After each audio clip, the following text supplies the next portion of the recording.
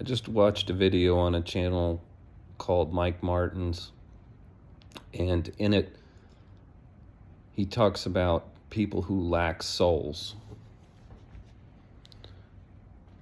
And he says that they're there to interfere with people who have souls. And it's like a near 60-40 split. It's just the gist of the video. I'll link it in the description.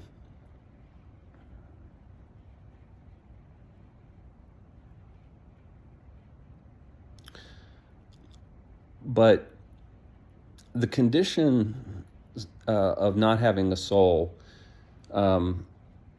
he describes some symptoms of it, and he puts these in questions like, what's your answer to how you feel about this? And that, if you can't say yes to a certain number of these questions, then you might be an NPC.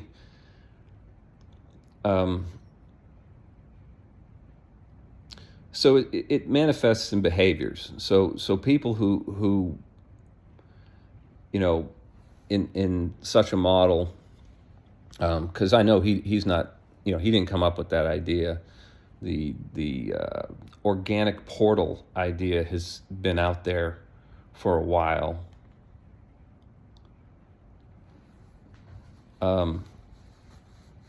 So the behaviors that characterize a soulless being would be problematic. It's not just that they would be NPCs who don't do anything interesting.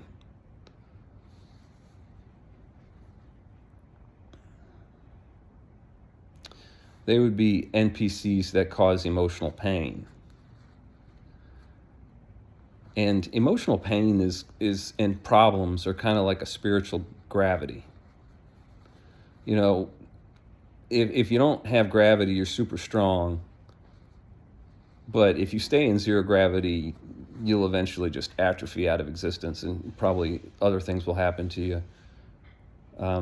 So, a trouble-free life, like a genie, an Aladdin lamp genie, would be like winning the lottery on multiple levels. And, the lottery doesn't always solve people's problems. I don't think it ever does. If you're unhappy going into something, a change in material circumstance isn't likely going to make you happy.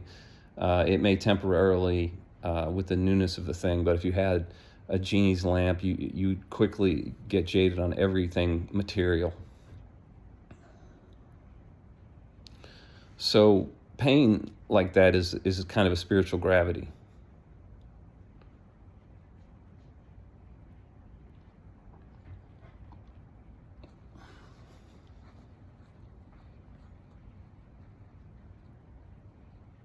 Yeah, I think a person would go. I think it could cause depression somehow if they didn't find a reason to live. Like, they'd have to have some meaning to life. Like, if you had a means to conjure anything you wanted, the only being who could mentally survive that would have to be one who just was really disciplined.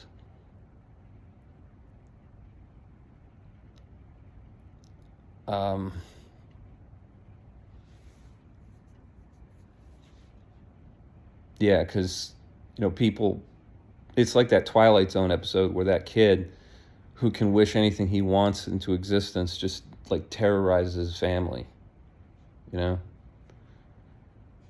Everybody's afraid of him because he could just like wish them out of existence or conjure something heinous. So perhaps these soulless beings are here to make us feel things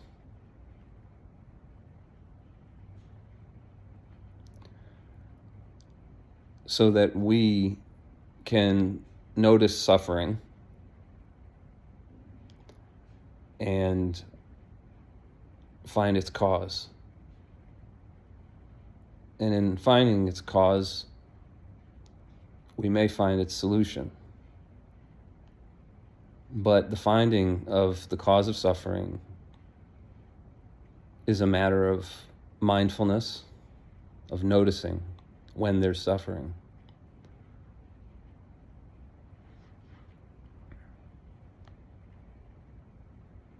And feeling that suffering,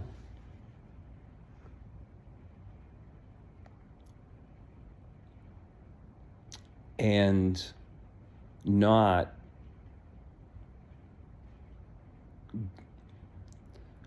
obsessing over the particulars of its source, like the actual story of it, because that story has teeth, and if you keep playing with it, it'll just keep biting you.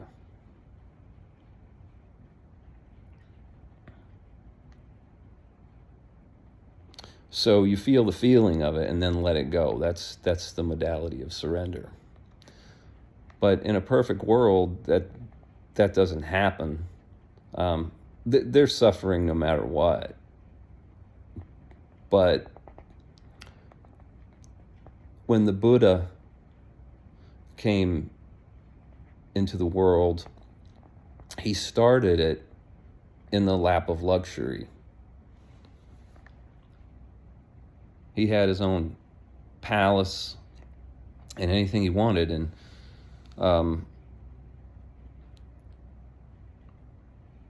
he still had suffering, but there was no relief to be found ultimately in the trappings of the world. So he embarked and encountered different examples of suffering.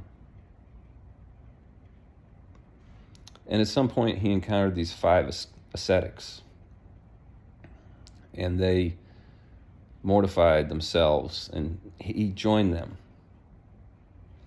And he went to the extreme with that until he nearly died. And still, there was no end of suffering.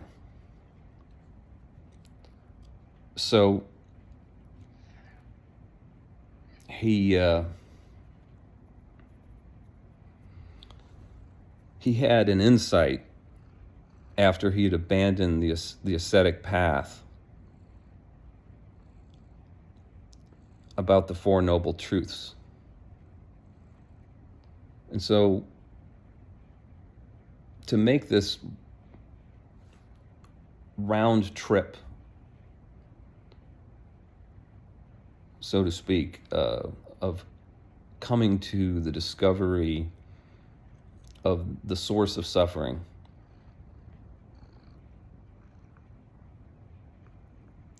and how to end suffering,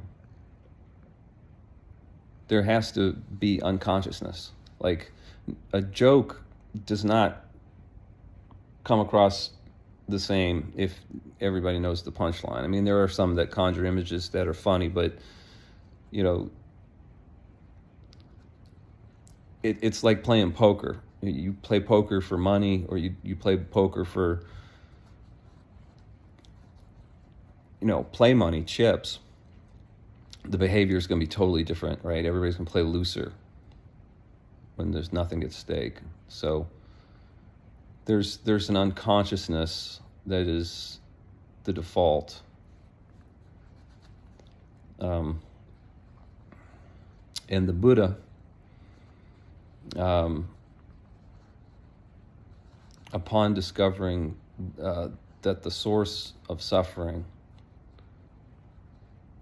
was ignorance. Now, suffering and desire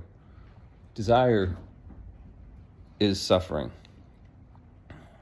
but it's the ignorance of identifying with things and then suffering as a result of their fate that is the source of suffering. So he returned to those ascetics and taught them his middle path, right? It was in neither extreme.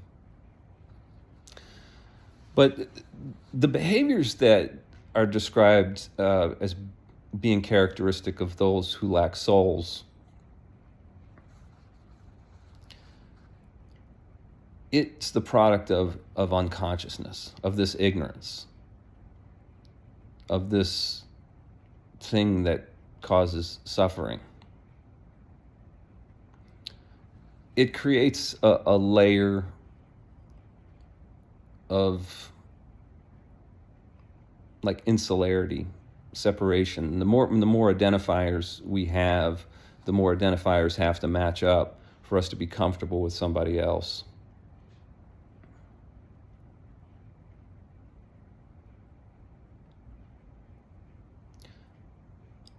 And so if we lose identification with those things, not only do we not suffer at their fate, because everything that appears in awareness is impermanent. We no longer suffer at their fate, but we also don't have these things to be in conflict with the identifiers of others. Though others may still, project their othering on you, because obviously we all have to take some form.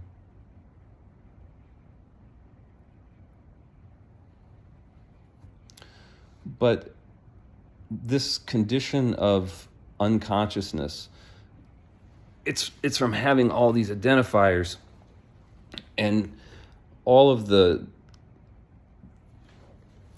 thinking that has to go on to service them, because they're thoughts. All these identifiers are thoughts. And so they have to get attention to be maintained.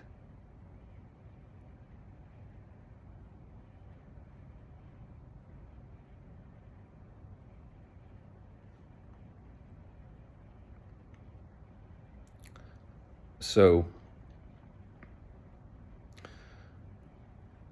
there's this tapping of energy, there's this missing of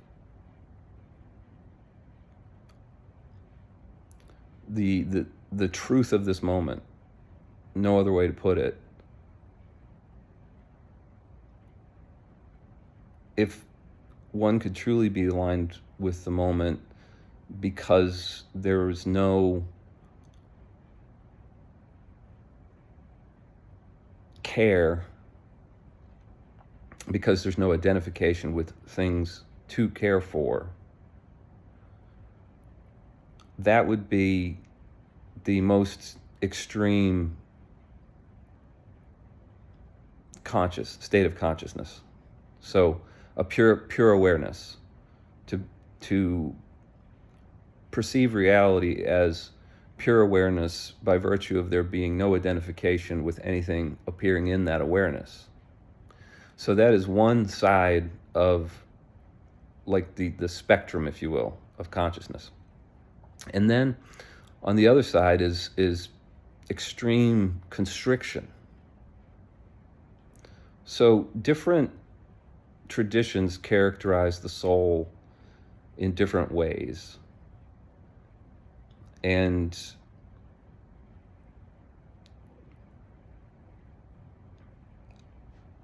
I guess I can only speak from my own experience, that it's the reflection of the truth of this moment emanating from the spiritual heart in surrender to the perfection of its unfolding.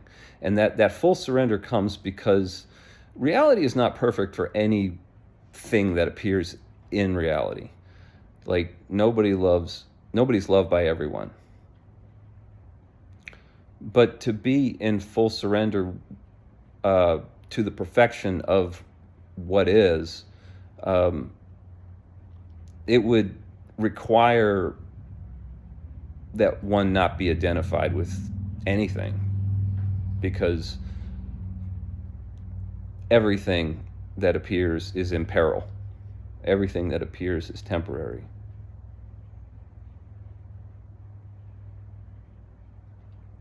So this soul, that reflection of the truth, that is what gives a person something in and of themselves that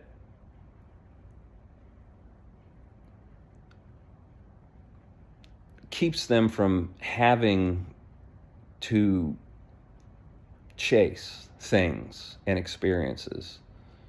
They don't have a neediness because there's something emanating from within them, from the spiritual heart, that eclipses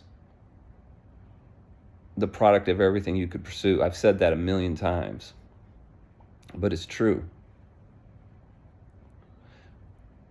So that's the condition of being fully conscious.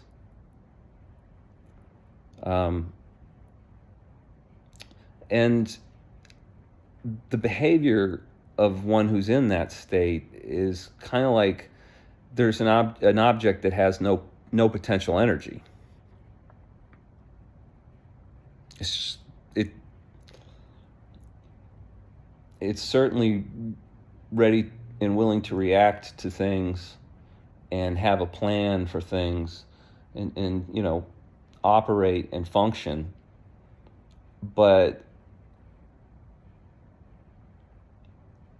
there's no real schemes going on. And there's no one to really sign for the packages of shit that gets sent physically when insults come, or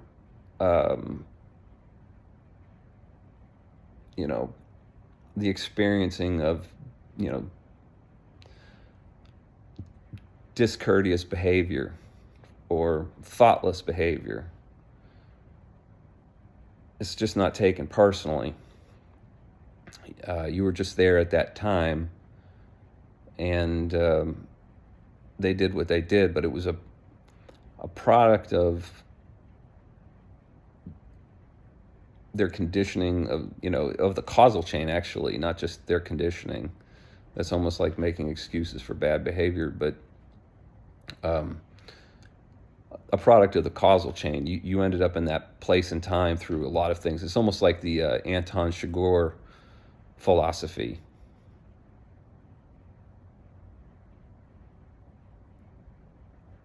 But when no offense is taken at what happens, by virtue of it all having origin in one source, then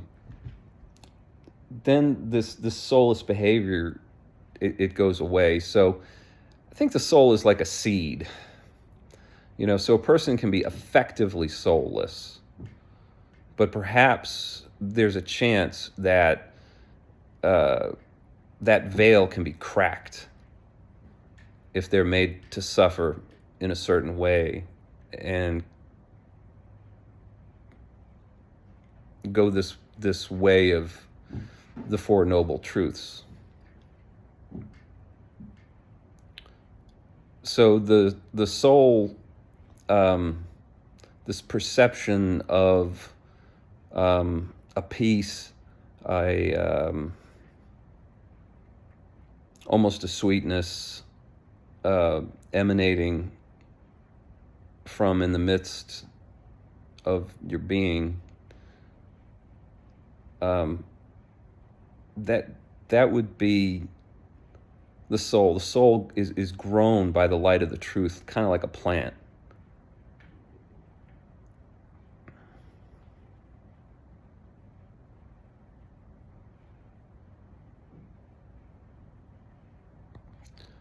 I guess that's all.